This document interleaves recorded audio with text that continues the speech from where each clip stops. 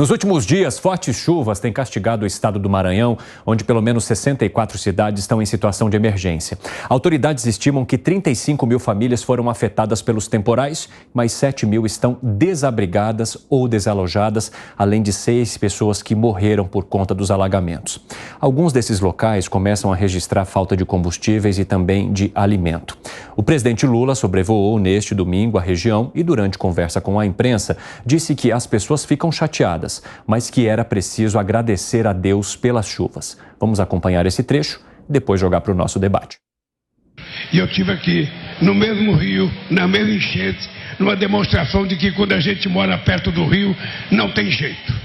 Não tem jeito, a gente vai sofrer enchente quando a chuva for demais.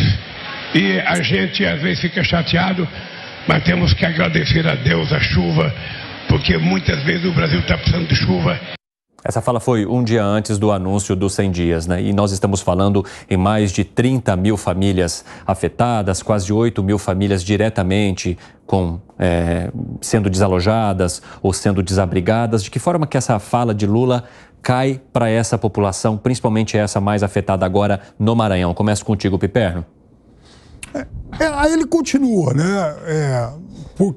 Ele diz, por exemplo, que as chuvas, por exemplo, elas enchem represas, elas enchem, enfim, reservatórios. Ele, enfim, continua, ele não para por aí. É óbvio que se tirar isso isoladamente vai parecer corda em casa de enforcado, né? É óbvio. Mas o contexto é um pouquinho diferente. Talvez não tenha sido uma boa declaração, de fato, mas acho que mais importante do que isso, ele estava lá com vários ministros, foi lá levar apoio do governo federal para isso. E lembrando, no começo dessa declaração, dessa sonora dele, ele está dizendo que em 2009 ele estava lá, que aconteceu um problema semelhante, que infelizmente isso é recorrente naquela região. Ou seja, para vocês, então, foi algo tirado de contexto e a presença de Lula, dos ministros, a ação em si, de ir ali um dia antes, inclusive, de preparar o seu anúncio de 100 dias, faz mais diferença do que um trecho isolado de uma fala? Segré. Eu acho que é valioso o presidente participar, acompanhar nessa dor as pessoas. A fala me parece lamentável. Eu acho que alguém deveria orientar o presidente e falar: olha, toma cuidado, não fala sobre isso porque isso pode ferir as pessoas. Agora, eu busquei umas informações. Maranhão tem 6.800.000 pessoas. Você trouxe no papel? Trouxe, está sempre aqui, ó. Não perca a sua tradição. Só que eu aprendi de memória. Eu trago pelas dúvidas, eu explico para a audiência. Não, mas tem um motivo. Eu trago escrito porque qualquer coisa que a gente fale aqui, se fala errado, é uma responsabilidade muito grande. Sim, tá certo. Então a gente eu anoto para não errar em nada nenhum do número que eu possa passar para a nossa audiência. 6.800.000 pessoas moram em Maranhão. 1,2 milhões recebem alguma ajuda do Estado. Se eu tirar as crianças e tirar os aposentados, estamos falando que 23% da população recebe alguma ajuda social. Tem a cidade mais pobre de todo o Brasil, Matões do Norte, que tem 17 mil habitantes.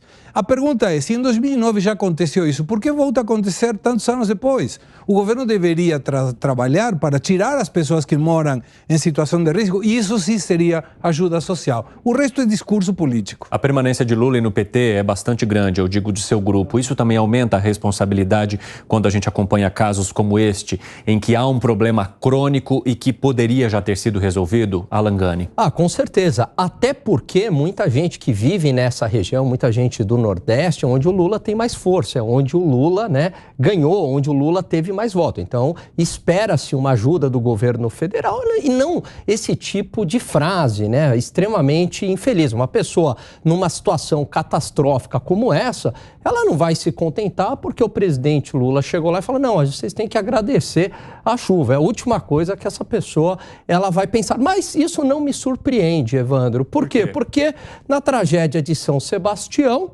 o governo federal inicialmente só colocou 1 milhão à disposição. 1 milhão. Aí aumentar, houve pressão da sociedade, aí aumentaram para 7 milhões. Que foi, Piperno? Não foi. Foi, inicialmente foi 1 milhão, depois foi para 7. Aliás, eu até, enfim, cheguei a falar sobre isso aqui, porque começou a rodar esse negócio em rede social, aquelas coisas que aparecem, sabe-se lá de onde. Não foi isso. No primeiro dia foram 2 milhões, em seguida 7, depois mais 7,5. Isso estava no site da Prefeitura de São Sebastião. E fora isso, o maior navio da Marinha foi para lá, o Exército foi para lá, o governo, inclusive, chegou a mandar para lá lotes de coisas, de equipamentos tal, que haviam sido apreendidos pela Receita Federal.